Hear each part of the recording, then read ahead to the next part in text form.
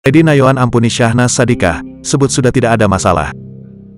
Lady Nayoan mengaku telah mengampuni Shahnaz Shadikah.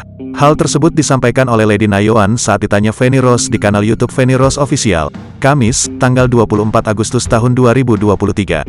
Secara tegas, Lady Nayoan menjawab dirinya hanya bermasalah dengan kepribadian adik Raffi Ahmad itu. Aku sih bermasalahnya sama pribadi orangnya, tapi secara manusia biasa-biasa aja, jelas Lady. Intinya di saat aku sudah melepaskan pengampunan itu, aku sudah selesai, sudah tutup buku jadi nggak ada masalah, papar Lady. Pun Lady pilih memaafkan bukan demi siapapun, melainkan untuk dirinya sendiri. Ia juga sudah membuat komitmen terkait pengampunan itu dengan dirinya sendiri. Hal itu dilakukan supaya Lady tidak terus-terusan mengingat momen terpuruknya kala itu. Di sisi lain, Randy sekaligus menjawab soal sikapnya jika ketemu Shahnaz lagi setelah rujuk. Aktor 35 tahun itu menilai Shahnaz hanyalah bagian dari masa lalunya. Kini ia menegaskan sudah selesai dengan kisahnya itu.